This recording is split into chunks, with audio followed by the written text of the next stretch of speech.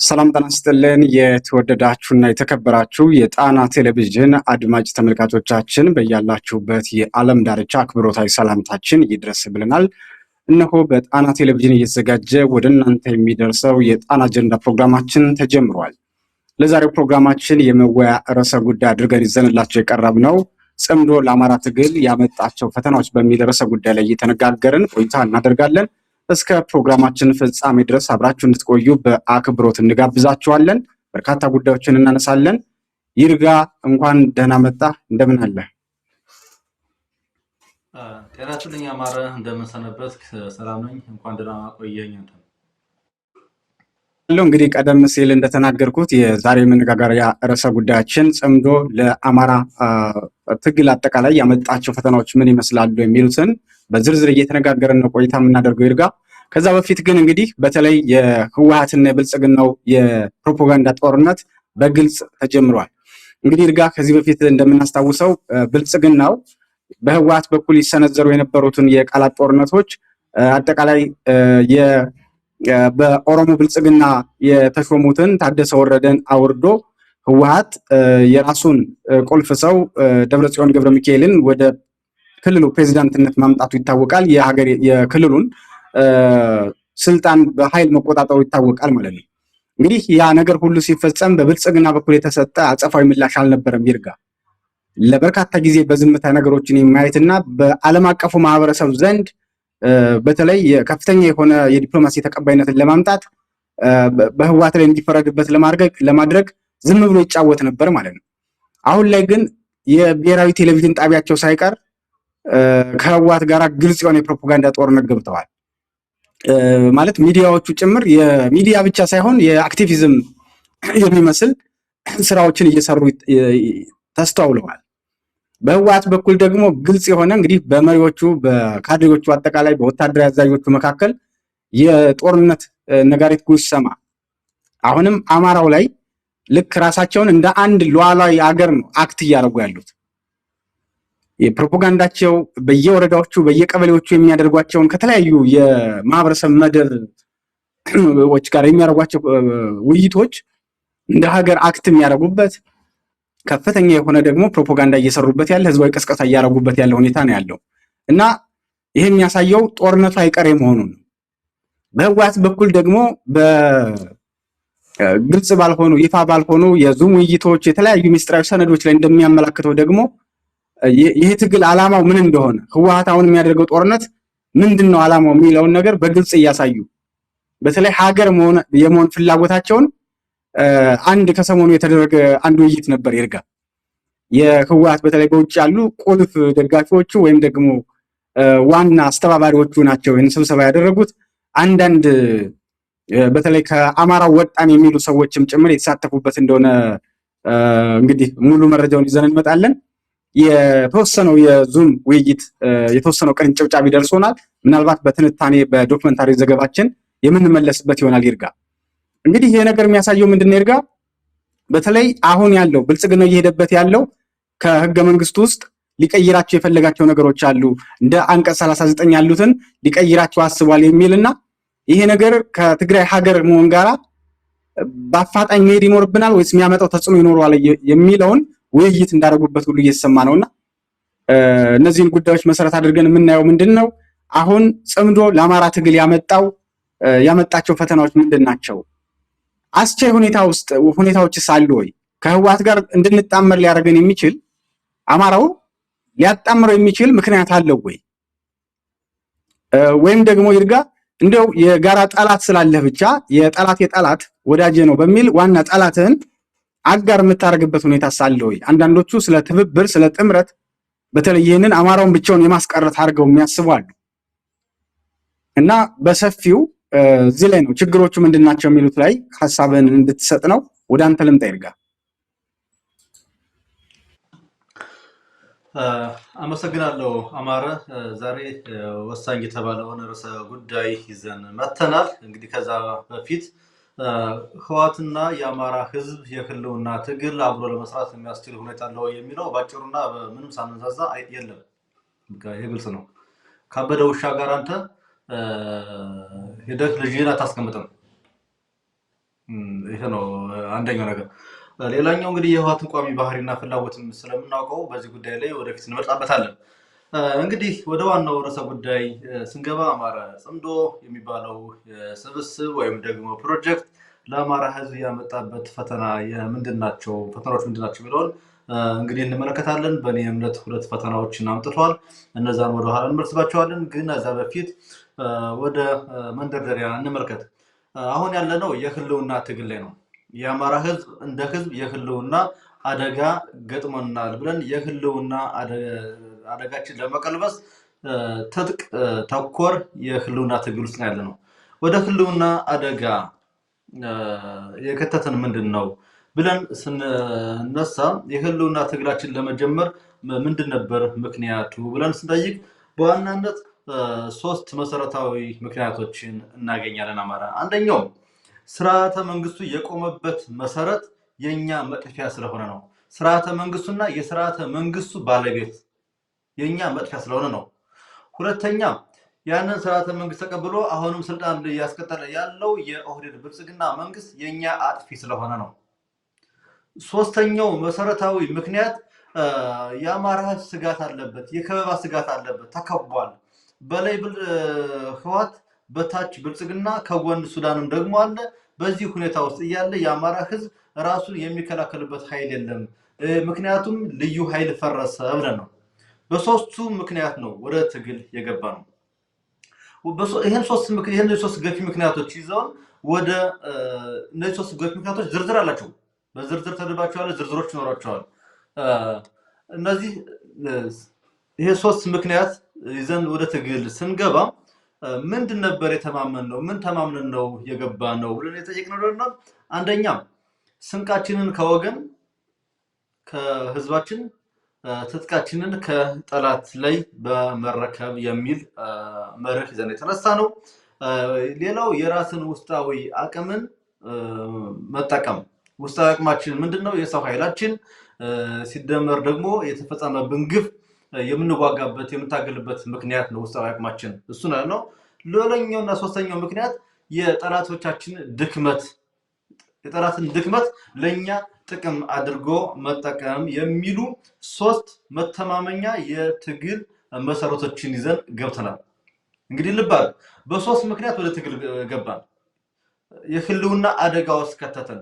በ1984 ዓመተ ምህረት የወጣው የሽግግር መንግስቱ አዋጅ ቁጥር 7/1984 የአማራ ክልልን አሁን አማራ ክልል የተባለውን ክልሎች ሲዋቀሩ አማራ ክልልን በግዛት ማሳነስ በአራቱም አቅጣጫ የግዛት ቅነሳ ተደረገበት። ይቅርታ በዛ አዋጅ መሰረት የአማራ ህዝብ የግዛት ቅነሳ ተደረገበት። ያንን ተከትሎ ርዕሶቻችንና ማንነቶቻችን ተደፍጥጦ ኖሩ።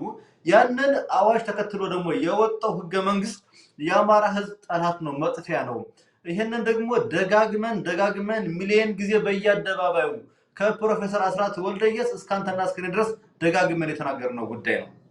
ልባል እንግዲህ ጋፑን አስበው በ1984 ጀምሮ እስከ 2015 ድረስ ይሄንን ጉዳይ ስናነሳ ቆይተናል። አሁን ደግሞ እያነሳ ነው 3 ዓመት ቆየን። ይሄ ስርዓተ መንግስቱን ያዋቀረው ኃይል የአማራ ህዝብ አጥፊዎች ናቸው እና ሲስተማቲካሊም ቀጥታ በወታደራዊ በሆነ መልኩም ሲያጠፉን ቆይተዋል። ይሄ ወደ ትግል እንድንገባ ምክንያት የሆነ ነበር። ቅድም እንደተናገርኩት የኦህዴድ ብልጽግና መንግስትም ቋሚ ጠላታችን መሆኑን በግልጽ የምናውቀው ነገር ነው። ሌላኛው እንግዲህ የጸጥታ መዋቅሩ መፍረሱ፣ የክልል ጸጥታ መዋቅር መፍረሱ ይሄንን እንግዲህ ይዘን እንመልከትና 3 መሰረታዊ ምክንያት ወደ ትግል አስገቡን። 3 መሰረታዊ ደግሞ መደገፊያዎች ትግላችንን ይዘን ነው መጣን። ከዚህ አንፃር እንግዲህ ጽምዶ ለአማራ ህዝብ የህልውና ትግል ያመጣቸው ፈተናዎችን ነው እንግዲህ እንመልከተው። በዚህ መልኩ የተጀመረ ትግል በዚህ መልኩ የሄደ ያለን ትግል ተከትሎ ጽምዶ የሚባል አዲስ ፕሮጀክት ትግል ውስጥ ገባ፣ በቀለ። ይሄ እንግዲህ መለሰለ አማራ ገበሬ 3 ጊዜ ያርስና 2 ጊዜ አርሶ 3ኛው ላይ ምን ዘር ይዘራል። ዘር ዘርቶ ወደ ቤቱ ሲሄድ ማታ ዝናብ ይዘንብና ዘሩ መብቀል ይጀምራል። ዘሩ እየበቀለ ምናምን እያለ ከዘሩ ጋር አብሮ ምን ይበቅላል? አረም የሚባል ነገር ይበቅላል። የአማራ ህዝብ በደሙና በላቡ ፋኖ የሚባል አደረጃጀትን መስርቶ እሱን ይዞ የህልውና ትግሉን ለመቀልበስ የታገለ ባለበት ሰዓት ድንገት ከእንቅልፋችን ስንነሳ ጽምዶ የሚባል ፕሮጀክት ከኛ መካከል ምንድነው በትግራችን ውስጥ በጎርፍ በኩል መግባት ጀመረ። በጎርፍ ነው ማለት ነው ተዘርፎ አይደለም ይሄ በጎርፍ በኩል ገባ። ወፍ ዘራሽ አምጣው ጎርፍ የሚለውን እንግዲህ ሌሎቹ እንደ ትርጉማቸው ይሰጡት እኔ ጎርፍ ነው ያመጣው ብያስባለሁ። ይሄ ጎርፍ በትግራችን መካከል ገባብን ማለት ነው። ከዛ እነዚህ ፈተናዎች ምንድናቸው ያን እንደሆነ ይሄ ጽምዶ የሚባለው ለአማራ ህዝብ ያመጣው ትግል ያመጣው ፈተና ምንድነው ስንል ሁለት እጅግ መሰረታዊ ፈተናዎችን እናገኛለን። አንደኛው ትልቁ ነገር የአማራን ህዝብ ትግል በርካሽ ለመሸጥ ያሰፈሰፉ ኃይሎች እንዲመጡ አድርጓቸዋል። ትግሉን የሚሸጡት እነማን ናቸው? ሁለት ናቸው። አንደኛው ለህወሓት ፍላጎት፣ ሁለተኛው ለብልጽግና። ይሄ ደግሞ የፋኖን የትግል መርህ እንዲጥስ የሚያደርገው ሆኖ ማለት ነው። ውዝግብ እንዲፈጠር ያደርገዋል። አንደኛው ከትግል ለመሸሽ የብልጽግና ሰርጎ ገብነቱን ለማድበስበስ እና ተልዕኮ ተቀብሎ ወደ ትግል ገብቶ እንደነበርና ወደ ብልጽግና ሲመለስ ለምን ተመለስክ ሲባል የወሰደው ጀስቲፊኬሽን ምንድነው? ትግሉ ተሽጧል፣ ትግሉን ህወሓት ወስዶታል፣ ትግሉን እነንትና የተባሉ የፋኖ መሪዎች ለህወሓት ሰጥተውታል። ስለዚህ የአማራን ህዝብ ለህወሓት ዳግም ወረራ ለመስጠት ነው የገባው። ስለዚህ ስለሆነ እኔ ያንን መቀበል አልፈልግም፣ ሀገሬን ከህወሓት ጋር ሆኜ አላፈርስም የሚል ጀስቲፊኬሽን እንዲጠቀሙና ይሄን ደግሞ ቀላል የማይባል የፋኖን ቁጥር እና ያጠቃላይ በህዝቡ ውስጥ ይሄንን ሐሳብ እንዲገባ ማድረግ ተቻለ ማለት ነው። ይሄ አደገኛ አካሄድ ነው፣ ትግሉን ለብልጽግና አሳልፎ ለመሸጥ። ሁለተኛውና ትልቁ ነገር ደግሞ የአማራ ህዝብ ለአመታት የጠየቃቸውን ጥያቄዎች ዛሬ እስር ቤት ላይ ያሉ ወንድሞቻችን ሳይቀሩ እህቶቻችን እነ መሰረት አበራ ሌሎቻችሁ እነ ክርስቲያን ታደለ እነ ፕሮፌሰር ሲሳይ አውግቸው እነ ማረጉ ቢያበይን ሁሉም የታሰሩት ወንድሞቻችን የጠየቋቸውን ለአመታት የቀሰቀሱባቸውን ለትግል የቀሰቀሱባቸውን ምክንያቶች ለህወሓት አሳልፎ የሚሸጥ የህወሓትን ፍላጎት በአማራ ህዝብ ዋጋ መክፈል ላይ ለማድረግ የሚመጣ ሌላ ኃይል ተፈጠረ ማለት ነው። አንደኛው ችግር ይሄ ነው። ከዚህ ጋር በተገናኘ እንግዲህ አማራ የጽምዶን ዓላማና ግብ መረዳት ይኖርብናል ብዬ አስባለሁ። የጽምዶ ዓላማና ግብ ደግሞ ከሶስት አንፃር መመልከትም አለብን። አንደኛ ከጽምዶ አባላት ባህሪ የጽምዶ አባላት ሴሉ ግብጽ ነው ብዬ አምናለሁ። የዚህ ሴል ደግሞ ዋናው ተሸካሚ ደግሞ ህወሓት ነው ብዬ እቀጥላለሁ።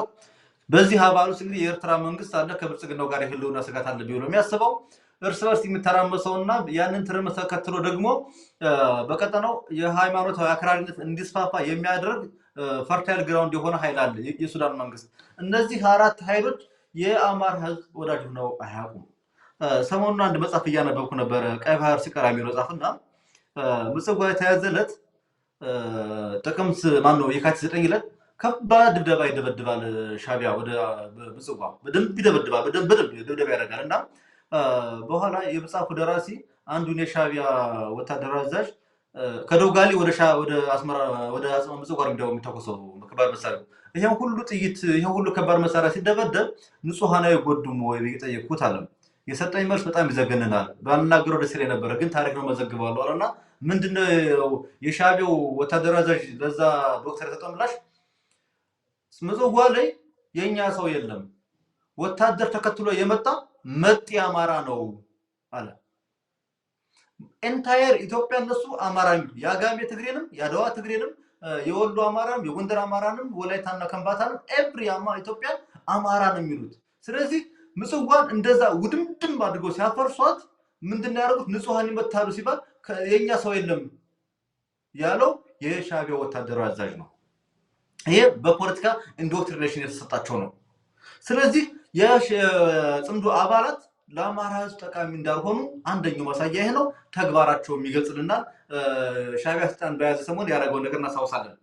ሌላኛው የአባላቱን ፍላጎት ነው። የአባላቱ ፍላጎት ምን እንደሆነ ትናንትና በጣና ቴሌቪዥን የትንታኔ ፕሮግራማችን ላይ ምን እንደሆነ ከግብጽ ፍላጎት አንፃር፣ ከሱዳን አንፃር፣ ከኤርትራና ከወያኔ አንፃር ተመልክተነዋል። የወያኔ ፍላጎት ምንድነው? ሀገረ መንግስት መመስረትና የአማራን ርዕሶች መውረስ ነው። የሱዳኑ ደግሞ በጣም አደገኛው ነው፣ የሃይማኖት አክራሪነትን ወደ እንትን ማምጣት ነው። በዚህ የተነሳ ምንድነው የሚለውን እዛ ላይ ምናልባትም ከሰዓት አንጻር ያን ሊንክ እንላስቀምጥላችኋል እንዲያዩት ትፈልጋለሁ። ሌላኛው እንግዲህ ከቀጠናው ሁኔታ አንጻር ስንመለከተው አሁንም ጽምዶ ለአማራ ህዝብ የህልውና ትግል ብቻ ሳይሆን አጥንታዬን ለአማራ ህዝብ ያመጣውን መከራ እናያለን ማለት ነው። ስለዚህ ይህን ካየን በኋላ ይሄ ቡድን ምንድነው አልቲሜት ፍላጎቱ? ጽምዶ የሚባለው አልቲሜት ፍላጎቱ ምንድነው ሲባል በእኔ በኩል 3 መሰረታዊ ፍላጎቶች ማሳካት ይፈልጋሉ ብዬ አስባለሁ። አንደኛ ቀጠናውን በተለይም ደግሞ የአማራን ግዛቶች የውክልና ጦርነት ማካሄጃ ማድረግ። ልባል ፋኖና ብልጽግና ብቻ በሚያደርጉት ጦርነት እንኳን የአማራ ህዝብ የደረሰበትን ስቃይ ደጋዳሞት፣ ደብረታቦር፣ መንዝ ማነው ሸዋሮቢት፣ ይፋት፣ መራቤቴ ያዩት ቁስል አይተናል። ወሎ የከፈለው ዋጋ አይተናል። አሁን ደግሞ ጭራሽ ይሄ ቀጠና የውክልና ጦርነት ማካሄጃ ማድረግን አንደኛው ፍላጎታቸው ነው። ሁለተኛው ፍላጎታቸው የአማራን ህዝብ ግዛቶች ምንድነው ማሳነስ፣ ግዛት መቀማት በወልቃይት በራያ በጠለምት የሚለውን ጨምሮ በሱዳን በኩልም ፍላጎቶች አሉ። ማሳነስ የሚለው ነው። ፋኖን የቀጠናው ረባሽ ኃይል ወይ ደግሞ መንግስት የሚሆን አሸናፊ ኃይል የሚሆን ሳይሆን በቃ ጀስም ብሎ ለሌ ለተልእኮ አስፈጻሚ ህወሓት እንትናን ማነው ኦነግን 50 ዓመት ሙሉ አንድ ወረዳ አንድ ቀበሌ እንደቆረጠረ ያገቹ ለ30 ዓመት ዝም ብሎ ረባሽ ህዝብ አጋጭ ሴት ደፋሪ ምናምን ተራ ወንበሬ አድርጎት እንደቀረው ሁሉ የነዚህ ኃይሎች ፍላጎታቸውም ደግሞ ድጋሚ በአማራ ምድር ይሄንን ማድረግ ነው ማለት። ከዚህ አንፃር ሲታይ ጽምዶ የአማራ ህዝብ የህልውና ትግል ፈተና ብቻ ሳይሆን መከራም ነው ብዬ አምናለሁ። ስለዚህ ፋኖን ከዚህ ጎራ መቀላቀል ማለት ካበደ ውሻ ጋር ልጆችህን ወስደህ ማስቀመጥ ነው ብዬ አስባለሁ። መፍትሄው ምንድነው? ወደዚህ እንዴት ገባን የሚለውን ወደ ኋላ እንመለስበታለን። በተለይ ደግሞ መፍትሄውን በተመለከተ እመጣበታለሁ። አማራ ሰዓት ይጀባሃለሁ። በጣም ይቅርታ፣ ወደ አንተ ልምጣ። ይርጋ ጠቃሚ ነጥቦችን ያነሳው። በነገራችን ላይ ይሄ ሲነሳ በነገራችን ላይ ከተለያየ ነገር ጋር የሚያያይዙ ሰዎች አይጠፉም። ይርጋ የጽምዶን ፕሮጀክት ስታየው ይሄ አሁን የተለመደ ፖለቲካ አለ በእኛ ፖለቲካ ውስጥ። ይሄ ፖለቲካ ምንድነው? ላይክ አጋርነትን እንደ ፖለቲካ አዋቂነት መውሰድ፣ ትብብር ያስፈልጋል ምናምን የሚለውን ዝም ብሎ ጥቅል የሆነ የፍልስፍናውን አምጥተው የሚደነቅሩ ሰዎች ታገኛለህ። ትልቁ ነገር ግን ጥምረት ወይም ትብብር ልታደርግ ትችላለህ በፖለቲካ ሂደት ውስጥ። ትብብር ወይም ጥምረት የማደርገው ግን ከምን አይነት ኃይል ነው የሚለው ላይ ትልቅ የቤት ስራ ሰርተ ነው የምትሄደው። የጋራ ጠላት መኖር ብቻውን ዘላቂ የሆነ ጥቅምን መሰረት ያረገ ጥምረት ሊያረጋግጥ አይችልም። ወይም ደግሞ የጠላት ወዳጄ ነው የሚለው እንትን ሁሌም በፖለቲካ እንትን ውስጥ ጥቅም ላይ አይውልም። ፖለቲካ አንዳንዴ አንጻራዊ ነው። ይርጋ ሊሰራ ይችላል፣ ላይሰራ ይችላል። ህወሓትና እሱን የመሰሉ አይነት አደረጃጀቶች ጋራ ወይም ድርጅቶች ጋራ የምታደርገው ጥምረት ከአማራ ህዝብ ጥቅም፣ ከአማራ ህዝብ ፍላጎት፣ ከአማራ ህዝብ የህልውና ችግር አንጻር ካየው ሊሳካ አይችልም። ጥምረት የሚፈጠረው ሁለት ወገኖች የጋራ ጥቅም ወይም ፍላጎት ሲኖራቸው ነው። ይርጋ ከህወሓት ጋራ ጥምረት ለመፍጠር ምን አስቻይ ሁኔታ አለ? የጋራ ጥቅም አለን? የጋራ ፍላጎት አለን? የለንም። ህወሓት እኮ አሁንም ጦርነት ከፍታለሁ የሚለው የኛን የሆነ ላይክ ሀገር ለመሆን ግዛት ተወሮብኛል ምናምን የሚል ነው እቅዱ አይደል? ያ ማለት ፍላጎት ላይ የጋራ ፍላጎትም የጋራ ጥቅምም የለንም። እዚህ ጋር ይጣረሳል ማለት ነው።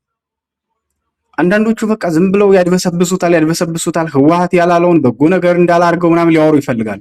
ህወሓት ግን እየነገረን በዙም ተሰብስቦ እየነገረን በፖሊሲ ሜከሮቹ በኩል እየነገረን ለምሳሌ አንቀጽ 39 አሁን የመጣው ብልጽግና ያመጣውን የብልጽግናው ምክክር ኮሚሽን እያካሄደው ያለው የህገ መንግስት ማሻሻል ጉዳይ ከኛ ሀገር መሆኑ ፍላጎት ጋራ በአጭር ጊዜ ያን እንዳናሳካ ያግደናል ወይ? የውይይታቸው አጀንዳቸው ነበር ይርጋ። ስለዚህ ሀገር ሲሆን ምንድነው የኛን የሆነ ነገር ፈልጎ ነው፣ የኛን የሆነ ነገር ጠቅልሎ ይዞ በመሄድ ነው ሀገር መሆኑ የሚፈልገው።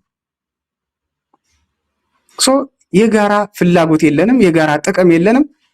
ለዚህ ሁሉ ዋጋ ደግሞ እንድንከፍል ትልቁን ጨዋታ የተጫወተው ህወሓት ነው። ፋውንዴሽኑን የመሰረተው ህወሓት ነው። የጥላቻ ትርክቱ አንድ እኮ አማራው የሚታገልበት ይርጋ ትርክትን ጭምር ይሄንን ሐሰተኛ ትርክት ከኢትዮጵያ ምድር ለመፋቆሉ ነው። ቢኮዝ መጀመሪያ በሐሰተኛ ትርክት ነው አማራው የተገደለው፣ አማራው የተሳደደው፣ አማራው የህልውና ችግር ውስጥ የገባው። ጥምረት ለመፍጠር የጋራ ጥቅም አለን ወይ የሚለው መጀመሪያ ሊሰመርበት ይገባል። ሁለተኛው ይርጋ የወደፊት አደጋው ምን ያህል ነው? አሁናዊ አደጋ ያለው ወደፊትም አደጋ አለው። አደጋዎችን በሁለት ማየት አለበት። የወደፊት አደጋው አንተ በጠላትህ ካርድ ተጫውተህ ፋይናሊ ጠላትህ አሸናፊ ሆኖ እንዲወጣ ካደረከው ምንድነው የሚያመጣብህ አደጋ ከባድ ነው ማለት ነው። አሁናዊ አደጋው ደግሞ ድርጅታዊ የሆነ አደጋ፣ ለምሳሌ አፋብንን እንዳፋብን በሆኑ ግለሰቦች አማካኝነት እንደ ሎቢስት ወይም ደግሞ እንደ የህወሓት ወኪል በሆኑ ግለሰቦች አመቻችነት ሄደህ የዛ ጥምረት የዛ ፕሮጀክት ምንድነው ያለው አንድ የህወሓት ቁልፍ ሰው በባለፈው ይርጋ ጽምዶ የኛ ፕሮጀክት ነው። አሁን አብዛኛው የቀጠናውን ፖለቲካ እኛ በፈለግነው በእኛ ፕሮጀክት በእኛ ዕቅድ ውስጥ ምን አድርጓል እንዲንከባለሉ አድርገናቸዋል። ስለዚህ በዚህ ኃይል ፍላጎት በህወሓት ፕሮጀክት ውስጥ ሄደህ የምትገባ ከሆነ ፋይናሊ ተሸናፊ ነህ ማለት። ተሸናፊ የሚያደርግ ፕሮጀክት ውስጥ ልትገባ ይገባል። ድጋሚ የህልውና አደጋ ውስጥ የሚጥልህ የከፈልከውን መስዋዕትነት በሙሉ በዜሮ የሚያባዛ ፖለቲካ ውስጥ መግባት የለብህም ማለት ነው። እና አደጋዎቹን አሁናዊ የድርጅታዊ ህልውናውን የሚታገል አደጋ ውስጥ የሚከት አደጋ አለው። ሲቀጥል ደግሞ ቀጣይ የሚመጣብህ አደጋ አለ። የወደፊት ሁኔታውንም ፕሪዲክት አድርገህ መንቀሳቀስ መቻል አለብህ። ይሄ እንደ ጓያ ነቃ የዕለቱን አይነት ነገር የምትንቀሳቀስ ከሆነ ማለት የረጅም ጊዜ ስትራቴጂንም ሜክ ማድረግ አትችልም ማለት ነው። ቢኮዝ የሚገጥምህን ነገር ፕሪዲክት ማድረግ አልቻልክም። የመሪነት ብቃትህም እዚህ ላይ ፌል ያደርጋል ማለት ነው። ጥንቃቄ ያስፈልጋል። ከዛ ውጭ ዓላማችንና ነፃነታችን ያስጠብቃል ወይ የሚለው ጉዳይ ነው። የተነሳንለት የትግል ዓላማ አለ። አቺቭ ማድረግ የምንፈልገው የራሳችን ግብ አለን። ከዛ ግብ አኳያ የሆኑ መደበቂያ ምክንያቶችን እየፈጠረን ምናምን አፈግፍገን ጥያቄዎቻችን በሙሉ ለሆነ ቡድን ፕሮጀክት የምናውላቸው ከሆነ ምን ታገለው ለምንድን ነው? የሆነ የስልጣን ፍላጎትን፣ የግለሰቦችን ኢንተረስት፣ የቡድን ኢንተረስትን ለማሳካት ነው ወይስ የህዝብን የህልውና ጥያቄ ነው ጨዋታው? ይሄን በቅጡ ማየት ያስፈልጋል ይርጋ። እነዚህ የመርህ ሐሳቦች ናቸው። እነዚህን መያዝም ያስፈልጋል። ከዛ ውጭ ግን የጠላት ስለሆነ ብቻ ከሱ ጋር መቆም ወይም መጣመር ተገቢ ነው የሚል አመክንዮ ሊኖር አይችልም። ማለት ያ ጠላትህ በአንተ ላይ ያለው አቋም ሸብረክ ብሏል ወይ ነው። ጠላትነቱ በአንተ ላይ ያለው ስሜት፣ በአንተ ላይ የነበሩት ትርክቶች፣ በአንተ ላይ ያስቀመጣቸው ፖሊሲዎቹን ቀይሯቸዋል? ምን ማረጋገጫ አለ ስለመቀየሩ? ለዛውም ደግሞ በሴራ የተካነ በእኛ ላይ ይህን ሁሉ ፍዳ ይህን ሁሉ መከራ እንድናይ ያደረገን ኃይል ጋር ስትጣመር እነዚህ ነገሮች ተመልሰዋል የሚለው ላይ ፎከስ ማድረግ ያስፈልጋል ይርጋ። ከዛ ውጭ ግን ይሄ ጥምረት ማለት አሁን እኔ ፋኖን ከእንዲህ አይነት ነገር በየትኛውም መንገድ እንዳይገባ መከላከል ነው የኛ ስራ የሚሆነው። ማንቃት ነው፣ ህዝባችን ማንቃት፣ ታጋዩ የሚታገልለትን መስዋዕትነት የሚከፍልለትን ጉዳይ በቀጡ እንዲያውቀው ማድረግ ነው አላማችን። ያልተቀደሰ ጋብቻ ፈጽሞ የወጣለት የተከፈለው መስዋዕትነት አማራው ከሰሞኑ ደጋዳሞት ላይ የተደረገውን ውጊያ አይተናል ይርጋ። የሌላ ሀገር ወራሪ በሚመስል መልኩ በታንክ ነበር ወደ ሲቪሊያን መኖሪያ ከባድ መሳሪያ ሲያስወነጭፍ የነበረው ብልጽግናው ማለት ነው። የፋኖን ወታደራዊ አቅም ደግሞ በግልጽ የታየበት በዛ ሁሉ በርካታ ጄኔራሎች በተሳተፉበት፣ በርካታ የብልጽግና ኮሎኔሎች በተሳተፉበት መክተው ግን የብልጽግናን ሰራዊት በቁጥጥር ስር ጭምር የዋሉበት የነፍስ ወከፍና የቡድን መሳሪያዎችን ገቢ ማድረግ የቻሉበት ነፃ ቀጠናዎችን መቆጣጠር የቻሉበትን ተጋድሎ አድርገዋል ማለት ነው። ይህንን ወታደራዊ ድል በፖለቲካው መድገም አለበት። በፖለቲካው ለመድገም ደግሞ እንደ ህወሓት ያለ ዓለም አቀፍ ፊት ጭምር ተነስቶታል ህወሓት። ከዛ ጋር ሄዳ አትቀላቀልም። ስንዴ ይዘህ ወደ እንክርዳድ ወስዳ አትደበልቀው። ወይም አንድ የበግ እረኛ ወስዶ የቀበሮ ስብስቦች ውስጥ ወስዶ በጎቹን አይከትም። አንተ ያስከው የተቀደሰ ዓላማ ነው። የምናደርገው ትግል በነገራችን ላይ ቅዱስ ነው ስንል እኛ ሰዎችን ለመግፋት ሰዎችን የመደፍጠጥ ፍላጎት ኑሮን የበላይ ለመሆን የምናደርገው ትግል አይደለም። ይልቅ ለእኩልነት የምናደርገው ትግል ነው። ለፍትህ የምናደርገው ትግል ነው። ለነጻነት የምናደርገው ለዲሞክራሲ የምናደርገው ትግል ነው። ህልውናችን ዘራችን ለማስቀጠል እንጂ የቅንጦት የምናደርገው ትግል አይደለም። ይህንን ትግል በአግባቡ መምራት ያስፈልጋል ማለት ነው። ምን ሊገጥመን ይችላል የሚለው ላይ ችግሮቹ ምንድናቸው? እንደዚህ አይነት ነገር ብንፈጽም የመጀመሪያው ይርጋ የውስጥ አንድነት መሸርሸር ይገጥመናል። የአማራ ብሔርተኝነት ይርጋ ገና እንትን ነው ያልጸና ነው። ብዙ ፍላጎቶች ያሉበት ነው። ብዙ ደግሞ ስብራቶች ያሉበት ነው። እነዛን ስብራቶች አስታርቆ ጠግኖ ለመቀጠል እየተፈተንበት ባለው ሁኔታ እንደዚህ አይነት የሆነ ቡድን ከሆነ አካል ጋር ሄዶ ከጠላቱ ጋር ሲጣመር ያኛው ጥያቄ ያቀርባል። በዛ መካከል የአማራ ብሔርተኝነትንም የህልውና ትግሉንም ምን ያደርገዋል? የውስጥ አንድነታችን ይሸረሸራል። ውስጣዊ ጥንካሬያችን ይዳከማል ማለት ነው። ያ ማለት ለጠላቶቻችን ምቹ ሆን ማለት ነው ባይ ዲፎልት። ስለዚህ አባላትና ደጋፊዎች በሁለት ሲከፈሉ የድርጅቱ ወይም የማህበረሰቡ አቅም ደግሞ ይዳከማል። በዚህ ሂደት ውስጥ ይርጋ ማህበረሰባችን ይህን ጦርነት ለ3 ዓመት ተሸክሟል። ከዚህ በኋላ ተሸክሞ እንዲቀጥል ማድረግ በራሱ አስተባብሮ ያንን ወደ አንድ ወጥ የሆነ አመለካከት ወጥ የሆነ ትርክት ፈጥሮ ትግሉን መምራት ሲገባ የውስጥ አንድነት የሚሸረሽሩ ጉዳዮች ላይ ዘሎ የሚገባ ከሆነ ይሄ ችግር ድርጅቱን ይፈትነዋል፣ ህዝባችንም ይፈትነዋል ማለት ነው። የህዝባችን መከራም ያራዝመዋል። ሌላው ይርጋ የመተማመን ቀውስ ይገጥመናል። በጥርጣሬ ላይ የተናወጠ ያለው ብሔርተኝነታችን ድርጅቱም አጠቃላይ አመራሩ ለምን ይሄንን ነገር በግልጽ አላወራም፣ በግልጽ አልተናገረም፣ ሰፊው ህዝብ ወስኖበታል ወይ፣ ህዝብ ያውቀዋል ወይ ምናምን የሚሉ እንዳንግባባ ቋንቋችን የሚያደበላለቅ ክስተት ሊፈጠር ስለሚችል ጥንቃቄ ያስፈልገዋል የሚለው ይርጋ በቅጡ መነሳት መቻል አለበት የሚል ሐሳብ ነው ያለኝ።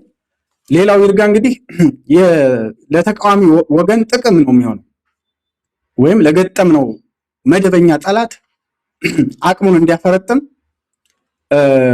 የውስጥ ክፍፍልን ደግሞ ለሱ ምቹ ሁኔታ ይፈጥርለታል ማለት ነው። ቅድም አንተ ስታነሳ ይርጋ ምን ብለሃል? ህወሓትን ነበር። አሁን አንዳንዶቹ ትግሉ የደከማቸው ወይም ደግሞ ሲገቡ ጨምረው ተልኮ ኑሯቸው የገቡ ከዚህ በፊት አርበኛ ጌታ አስራደ ሲናገር ምን ብሎ ነበር ይርጋ? ትግሉ ብዙ አይነት ሰዎችን ያስተናገደው፣ በሳምንት ይጠናቀቃል ብለው የገቡ ሰዎች ነበሩ። የአጭር ጊዜ እቅድ አቅደው የገቡ የተሻለ ነገር ምናምን ፎርካስት አድርገው የገቡ ሰዎች ነበሩ። ከዛ ትግሉ አሰልች ሲሆን የትግል ባህሪን ካለመረዳት ዘው ብሎ የገቡ ሰዎች ይደክማቸዋል ማለት ያ የጫካው ኑሮ ምናምን አንዳንዴ ይሰለቻል። ቀላልም አይደለም። ያን መቋቋም በራሱ ይፈትናል። ስለዚህ ያ የሚገባው ኃይል ምን ይፈልጋል? ታሪኩን ለማስተካከል ራሱን እንደ ባንዳ እንዳይቆጠር፣ እንደ ካዲ እንዳይቆጠር መደበቂያ ይፈልጋል ማለት ነው። በቃ እኔ እኮ እንደዚህ አይነት ምክንያት ስላለኝ የገባሁት ማለት ይፈልጋል። ይሄን ያየነው አንዳንዶቹ ሚዲያ ላይ ወጥተው ስለ ፋኖ ከህወሓት ጋር ስለተጣመረ ነው፣ ጽምዶ የሚባል ፕሮጀክት ስላለ ነው፣ መሪዎች ስለሚገናኙ ነው ብላ ብላ ብላ ሚል ምክንያት ፈጥረዋል ማለት ነው። አሁንም ምን ይሆናል? አንተ እንደዚህ አይነት ነገር የምታረግ ከሆነ በተለይ በዚህ በፋኖ መዋቅር ውስጥ ያሉ አመራሮች እንደዚህ አይነት ነገር የሚያደርጉ ከሆነ ለማን ነው ምቹ ሁኔታ እየፈጠሩለት ያሉት? ለስርዓቱ ነው። ለገጠሙት መደበኛ ጠላታቸው ምቹ አቅም እየፈጠሩለት እንዳለ ማወቅ ይኖርባቸዋል የሚለው ነው። የውስጥ ግጭት ይሄ ሐሳብ ግጭቱ በነገራችን ላይ ከዛ ወደ ምን ይሄዳል? ወደ አፈሙዝ ይሄዳል። እርስ በርስ አለመግባባትን ይፈጥራል፣ ግጭትን ይፈጥራል ማለት ነው። በጥንቃቄ መመራት ይኖርበታል የሚለው እንትን ላይ በቅጡ መነጋገር ያስፈልጋል። ይሄ ነው በእኔ በኩል ማነሳቸው ሐሳብ እነዚህ ናቸው። ይርጋ በጥንቃቄ ከነማን ጋራ በምን መልኩ አብረን ልንሰራ እንችላለን? አብረን ስንሰራ የምናጣው ምንድን ነው? እነማን በእኛ ላይ ምን አቋም አላቸው? የጋራ ጠላት መኖር ብቻውን ጥምረት ለመፍጠር በቂ ነው ወይ? ቢኮዝ ያ ኃይል እኮ ጠላት አድርጎ ሌላኛውን ኃይል ያንተን ጠላት እየገጠመ ያለው ያንተን የሆነ ነገር ካልሰጠኝ ብሎ ነው። መነሻ ኮዙ ይሄ ሆኖ ሳለ አንተ ግን እሱን እንደ ወዳጅ አድርገህ በአንተ ጉዳይ ስለተጣላ እንጂ ከሱ ጋር አብሮ ለመስራት ትናንትም አብሮ ሰርቷል። ጦርነት ከፍተው ሲፈልጉ ተደራድረዋል። ነገም ደግሞ በነገራችን ላይ አንድ ቁልፍ ነገር ይርጋ፣ አሁን ህወሓት ዋና ግቡ ሀገር መሆን ነው። በተደጋጋሚ ስለ ሉዓላዊነት ነው የሚያነሳልን። በተደጋጋሚ ሀገር ስለመሆን ነው፣ ግዛቶቹን ስለማስከበር ነው እያነሳልን ያለው። ራሱንም እንደ አንድ ሀገር መንግስት ነው አክት እያደረገ ያለው። በዚህ ሂደት ውስጥ የሚያግዙን ኃይሎች አሉ ነው እየተባለ ያለው። ሀገር ለመሆን የሚያግዙን ኃይሎች ፈጥረናል እየተባለ ነው ያለው። ለዚህ ደግሞ አጋዥ ሆነህ ትቀርባለህ። ያንተን የሆነ ነገር አሳልፈህ ሰጥተህ ከዛ በኋላ መልሰህ ለማምጣት ደግሞ ሌላ መከራ፣ ሌላ ፍዳ ትከፍላለህ የሚለው ነገር በቅጡ መታወቅ መቻል አለበት። ይርጋ መፍትሄዎቹ ላይ ሀሳብ እንድሰጥ አጠራ አድርገህ ወደ አንተ ልምጣ ይርጋ። አመሰግናለሁ። በጣም መሰረታዊ የተባሉ ሀሳቦችን ነው ያነሳቸው። በተለይ ደግሞ ስጋቶቹ በእኛ ላይ የሚፈጥረው ስጋት ምንድን ነው የሚለውን ቅልብጭ አድርገህ ተናግረህ በጣም መሰረታዊ ናቸው። እነዚህ ራሳቸው ሌላ የትንታኔ ሀሳብ መሆኑ የሚችሉ ናቸው እየተነጠሉ ማለት ነው። መጨረሻ ላይ ያነሳውን አንድ እንትን ላስታውስ። አንድ ሜታፎር አለ እና ዶሮና አሳማ ምንድነው ያለንን አዋተን ምግብ እንስራ ብለው ዶሮዋ እንቁላል እንድታዋጣ አሳማው ልብ እንዲያዋጣ ሲነጋገራሉ። ስለዚህ አሳማው የሚያዋጣው ልቡን ራሱን ገሎ ነው። ዶሮዋ የምታዋጣው እንቁላሏን ሰጥታ ነው እና በህይወት ትኖራለች። ስለዚህ ህወሓት በህይወት ለመኖር አንተ ትሞትለታለህ ወይ የሚለው ነገር በጣም መሰረታዊ ሀሳብ ነው። በተለይ ደግሞ መጨረሻ ላይ ያነሳው በጣም ሁላችንም ልንገነዘበው የሚገባ ነገር አለ። ህወሓት ምንድን ነው ያለው? በግልጽና በግልጽ ኑ አግዙኝ፣ ተባበሩኝ ብሎ ጥሪ ሲያቀርብ ምንድን ነው ያለው? ሀገር አድርጉኝ ነው። አንቀጽ 39 ተጠቅሜ ሀገር ለሁሉ ልገንጠል ነው። ልገንጠል ብሎ ሲጠይቅ አንተ አዎ ተገንጠል ብለህ የሀገር መፍረስ ምክንያት ሆነህ በታሪክ ትመጣለህ ወይ? አባትህ ጥቅምት እኩሌታ ወራይሉ ጠብቀኝ፣ ወስልታ የቀረህ በኋላ ስመለስ አልምርህም፣ ግዛት አስፋፍቶ ሃይማኖት ቀይሮ ርስት ቀምቶ የሚኖር ጠላት መጥቶብኛል እና ሲልህ አንተ ሂደህ እና ብሎ አገር አጽንቶ የሰጠህን አገር አንተ ለማፍረስ ተባበራለህ ወይ ከተባልክ ሳት አመድ ወለደ የሚለው ወይም ወይራ ዶግ ወለደ የሚለውን አባባል ባንተ ደግማለህ ወይ ነው። ይሄ ትውልድ ይሄን የሚያደርግ አይመስለኝም። እኔን ጨምሮ ብዙዎቻችን ኢንታይር አማራ ይሄን እንቀበላለን ብዬ አላስብም። ጥቂት እንክርዳዶችና ጉድፎች ይሄንን ይዘው ሲመጡ የሚቀበል ሰው ለኔ ይገረማለሁ። አማራ ወደ መፍትሄው ከመሄድ በፊት ሁለት ነገሮችን ባጠራ አድርጌ ላቅርብ። አንደኛ በዚህ የጽምዶ ፕሮጀክት የአማራ ጠላቶችን ብዛት በደንብ አይችበታለሁ። በአንድ በኩል እንኳን ይፋ ሆነ ብያለሁ። የአማራን ጠላቶች ከጥንታዊ ፖለቲከኞች ራሳቸውን አድሰው ስማቸውንና ግብራቸው ተቀይሩ እስከመጡት ድረስ ጀምሮ እስከ በአማራ ብሔርተኝነት ውስጥ እስከተሰገሰጉ ድረስ ይሄንን በተለያየ ማህበራዊ ሚዲያ ሙቀቱ መለካት ችያለሁ። ለምሳሌ አንተ ታመህ ሐኪም ቤት ስትሄድ ደም የምትሰጠው ጥቂት እየደመች አይደለ? ላብራቶሪ የሚያሳያት እንትኗን ነው የውጤቱ የሕክምና ውስጥ ያለው በሽታ የሚታየው ያለ ነው። በማህበራዊ ሚዲያ ግለቱን ለካሁት፣ ሙቀቱን ለካሁት፣ ቫይረሱን ለካሁት ምናምን ሳይው ብዙ ጠላት አማራ እንዳለው አይችበታለሁ። አማራ የኦሮሞ ህዝብ ጨቋኝ ገዢ መደብ ነው ብሎ በዲሞክራሲያ መጽሔቱ ላይ ሲጽፍ የነበረው ኢህአፓ ዛሬ ምን ብሎ እንደተናገረ ትናንትና በሰፊው ብዙ ስናገር የሆነ እንትን አይተናል። ሁለተኛው ነገር አማራ እና አንድ መሰረታዊ ጥያቄ ልጠይቅ። አማራ ህወሓት ፍላጎቱ ይሄ መሆኑ እየታወቀ ህወሓት እኛ ሊያጠፋ እንደሆነ እየታወቀ አጠቃላይ የህወሓት መጨረሻ ግቡ ይሄ እንደሆነ እየታወቀ ብልጽግናን በመታገል ስም ከህወሓት ጎን እንስተለፍ የሚሉ የኛ ሰዎች የኛ ምላቸው በቸመኛ ከነግና ካንተ ጋር አማርኛ ያናገራሉ ሌላ ቋንቋ ሲናገሩ ሰምቻችሁ ስለማላቅ ነው ከኔ ፊት ሌላ ቋንቋ ሲያወሩ ስላልሰማሁ ነው እነዚያን ሰዎች ምናልባት ሌላ ቦታ አውርቶ ሊሆን ይችላል በጓዳ በስክስ ደዋወሩ ቻናል ቀይሩ ይችላሉ ስለዚህ እኔ ማቀው በእኔና ባንተ ቋንቋ ስለሚያወሩ ነው የኛ ሰዎች ምላቸው እነዛ ሰዎች ከህወሓት ምን ጥቅም አግኝተው ነው የአማራን ዋና ፍላጎትና የቆመበትን አማዱን ለመናድ የፈለጉት ይሄ ጥያቄ ለኔ እንትላሉ ከብልጽግና ጋር ይሄዱስ ኦሬዲ የተሸነፈ ኃይል ነው ጥቅመኛ ኃይል ነው ይሄ ጥቅመኛው ቡድን ምንጊዜም ጥቅመኛ ነው ይሄኛው ግን የፖለቲካ ፕሮጀክት ነው ለምንድን ነው እዛ የገቡት ብዬ እጠይቃለሁ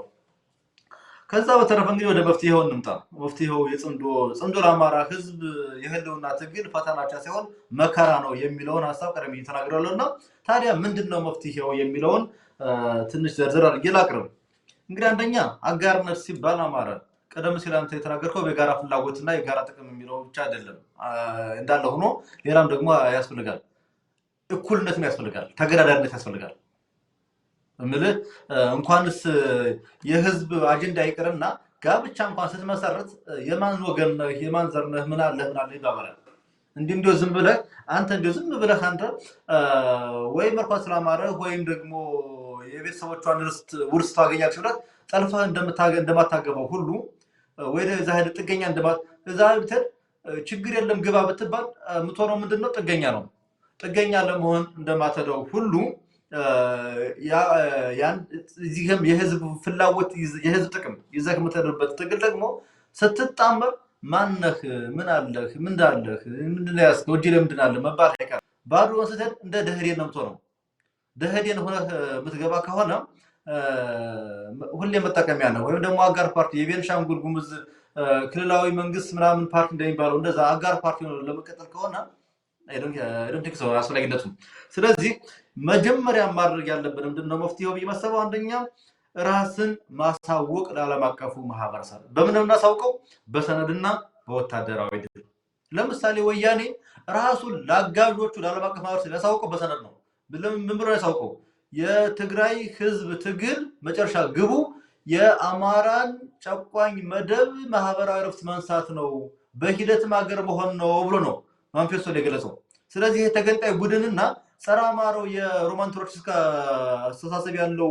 የምዕራቡ ዓለም እንዲሁም ደግሞ የአረቡ ዓለም ይሄንን ቡድን ደግፎታል በሰነድ ሻቢያ ባለው ማቀፍ ማህበረሰብ ራሱን የገለጸው አንድን በሰነድ ነው ሁለተኛ በድሉ ነው በተለይም ደግሞ ቀደም ሲል የገለጽኩት አንድ ቀን አለ የካቲት 9 ቀን 1982 ዓ.ም የምጽዋን ወደብ እና ምጽዋን ሙሉ ከተማውን ሻቢያ ከተቆጣጠረው በኋላ የደርግ መንግስት በተግባር የለም በቃ ፊርማ ብቻ ነበር የቀረው ስለዚህ ዓለም አቀፍ ማህበረሰብ በሙሉ የኤርትራን ህዝብ ትግል ያለ ያኔ የገለጸው ትርጉም ያለው ወታደራዊ ድል ይዞ ስለመጣ ነው ስለዚህ ፋኖ ምንድነው ማድረግ ያለበት አንደኛ ራሱን በሰነድ ይግለጽ በቀን 20 እና 15 እና መርታለን ያሉን የፋኖ መሪዎች ዛሬ 6 ወር ከምናምን ቀን ሆኗቸዋል ስንት ገጻ መረታችሁ እንዴት ይቅርብን ማምረቱም ይቅርብን አንድ ሰነድ አምጡና ሳዩን እስኪ እኛ ዛሬ በተለያየ ዓለም አቀፍ ተቋማት እየሄድን እናወራለን ግለሰቦችን እናናገራለን ብዙ ነገር እናደርጋለን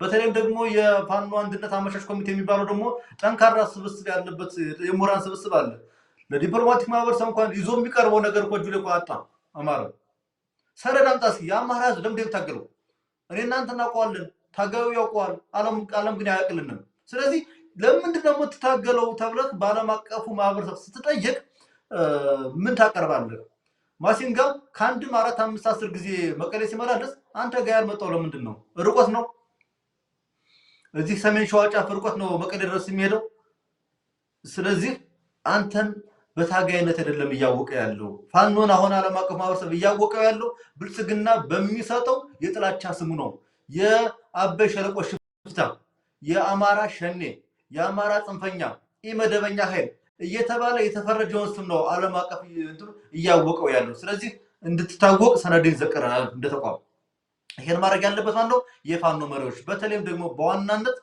ሊቀመንበሩና የፖለቲካ ዘርፍ ኃላፊዎቹ በዚህ ጉዳይ በስመጥር ከተፈለገ ዘመነ ካሴና ሄኖክ አዲሴ በዚህ ጉዳይ እነሱ ይሄንን ይዘው መቅረብ አለባቸው ሌሎችም እንግዲህ የሚጠበቅባቸው ያሉ የወታደራዊ ዘርፍ ኃላፊው በሚመለከታቸው ወጥተው ህወሓትና እኛ የህልውና ስጋት አለብን ብለው ጄኔራሎች ሲናገሩ ሰምተናል። የሚመለከታቸው መሪዎቹ ግን ይሄን ነገር ይዘው እንዲቀርቡ አሁንም በድጋሚ ጥሪ እናቀርባለን። ባለፈው ተናግረናል፣ ዛሬም ጥሪ እናቀርባለን።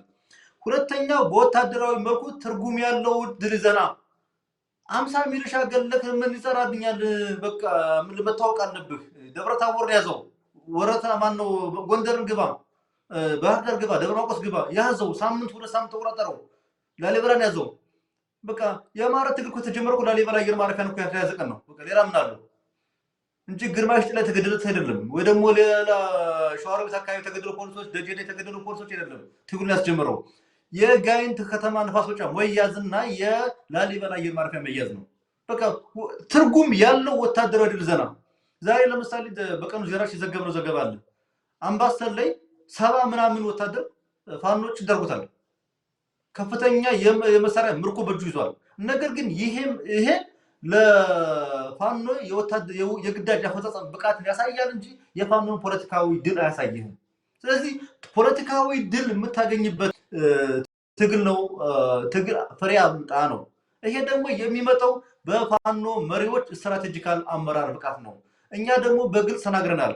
ፋኖ አሁን ላይ ጠንካራ ሰራዊት፣ ጠንካራ ልብ፣ ጠንካራ ዓላማ፣ የማይናወጥ ዓላማ ቢኖረውም ምን ችግር አለ ብለናል። የፋኖ መሪዎች ስትራቴጂካል ድክመት ታይቶባቸዋል። በግልጽም የተናገርነው ንግግር አለ። የአማራን ህዝብ ጥያቄዎች ተላልፎ ተሽጠዋል። ስለዚህ ይሄንን መመለስና እንደገና ቆም ብለን መመልከት ይኖርብናል ብዬ አስባለሁ። ይሄንን ነገር ከተሳኩ፣ እነዚህ ሁለት ነጥቦች ከተሳኩ፣ ራስን ማስታወቅ፣ ራስን ለዓለም አቀፍ ማህበረሰብ መግለጽ ከተቻለ እዛ በኋላ ያለው ነገር በሙሉ እደው ገብስ ነው የሚል አመለካከት አለኝ። ይሄንን ማድረግ ሳይቻል ቀርቶ ግን ትግሉ በአማራ ክልል መሬት ላይ የሚደረግ ከሆነ ግን መከራችን ከጥፍ በላይ ይጨምራል ብዬ አስባለሁ። ጉዳዩ ሰፊ ነው፣ እንመለስበታለን፣ በደንብ እንጓይበታለን። አማራ ከሰዓት አንጻር እዚህ ላይ ላቁም። ይርጋ አመሰግናለሁ። ጥሩ ጥሩ ሀሳቦችን አንስተሃል። እውነት ለመናገር በጣም ረጅም ጉዳይ በየዕለቱ አዳዲስ ነገሮችን እየፈጠሩ በደንብ መነጋገሪያ የሚሆን ርዕሰ ጉዳይ ነው። ይርጋ እንግዲህ መፍትሄው ላይ በጣም ጠቃሚ ሀሳቦችን አንስተሃል። የፋኖ እንግዲህ የግልጽ የሆነ የውሳኔ ሂደት ሊኖረው ይገባል። መነጋገር፣ ሰፊውን ህዝብ እንዲያውቀው ማድረግ፣ የሚደረጉ ነገሮች በግለሰቦች በጓዳ ስምምነት ወይም ደግሞ ላይክ በፖለቲካ ማጭበርበር የሚታለፉ አይደሉም። ግልጽ ማድረግ ያስፈልጋል። ይሄ የራስን ታማኒነት፣ ህዝባዊ ቅቡልነት ለማሳደግ ጭምር ስለሚጠቅመው እያንዳንዱ የውስጥ ምክክር ላይ ፎከስ አድርጎ መስራት መቻል አለበት። በራሱ በአደረጃጀቱን ጭምር በአመራሩና በታጋዩ መካከል መጠራጠር እንዳይፈጠር ምክክሮች መደጋገም መቻል አለባቸው። እነዛ ደግሞ ላይክ እንደው ዝም ብሎ ራስን ለጠላት አሳልፎ ለመስጠት በሚያመች ሁኔታ ታጋዩን ማኒፕሌት ለማድረግ ወይም ደግሞ ህዝቡን ማኒፕሌት ለማድረግ አይደለም። በቃ ከዓላማ አንጻር፣ ከአማራ ህዝብ ግቦች አንጻር፣ የአማራ ህዝብ ጥያቄዎችን መሰረት አድርጎ ከመሄድ አኳያ ግልጽ ሆኖ መነጋገር ያስፈልጋል። የሆነ ግለሰቦች ቀለል አድርገው ስላዩት እንደዚህ አይነት ጥምረቶች ይሳካሉ ማለት አይደለም። የአማራ ህዝብ ፍላጎቱ ምንድን ነው የሚለውን ነገር ማወቅ ያስፈልጋል። በዛ ልክ መነጋገር ነው። የጋራ መርሆችን ማስቀመጥ ያስፈልጋል። ብሔርተኝነት በነገራችን ላይ የሚገነባው እኔም አንተም የግል ፍላጎቶቻችን መዘን በመሄድ አይደለም። የወል የሆነ ኢንተረስት ሲኖረን ነው። እዛ ላይ መቆም ስንችል ነው። የወል የሆነ ትርክት መፍጠር ስንችል ነው። የወል የሆነ በደል አለን። እኛ በወል በአማራነታችን ተበድለናል። የጋራ ጠላት አለን። የወል ጠላት ማለት ነው። ብሔርተኛውን ለመቆም ራሳችን ሰርቫይቭ እንድናደርግ ለመታገል በቂ ምክንያቶች አሉ። ትልቁ ነገር ግን እዛም የየራሳችን ጥያቄዎች መዘን የምንሄድ ከሆነ ግን የጋራ እሴቶቻችን የወል የሆኑ እሴቶቻችን ላይ ፎከስ እያደረግን አይደለም። የወል የሆኑ ኢንተረስቶቻችን ላይ ፎከስ እያደረግን አይደለም። አንዱ አንዱን መረዳት መቻል አለበት። ብሔርተኝነት ወጉ እንደዛ ስለሆነ ማለት ነው። ከዛ ውጭ ግን የአደጋ ግምገማ ያስፈልጋል። ይርጋ አማራጮችን ማየትም ሌላኛው ጉዳይ ነው። ምን አማራጭ አለ? እንደ ፖለቲከኛ እንደ ፋኖ እንግዲህ የፖለቲካ ትጥቅ ትግል ነው። የፖለቲካ ግብን የያዘ የትጥቅ ትግል የሚያደርግ ኃይል ነው። ያንን መሰረት ያደረጉ አማራጮችን ማየት፣ መንገዶችን በአግባቡ መፈተሽ ያስፈልጋል የሚል ሀሳብ ለመጨመር ነው። ጥሩ ቆይታ ነበረን። በሌላ ጊዜም እንግዲህ በዚህ ርዕስ ጉዳይ ሊሆን ይችላል፣ በሌላ ርዕሰ ጉዳይ ውይይት እናደርግበታለን። ይርጋ ለነበረን ቆይታ ከልብ አመሰግናለሁ ይርጋ። ክቡራትና ክቡራን አድማጭ ተመልካቾቻችንም ምርጫችሁ አድርጋችሁ ስለምትከታተሉን በጣና ቴሌቪዥን ስም ከልብ እናመሰግናችኋለን። ክብር ይስጥልን። ደህና ሁኑ።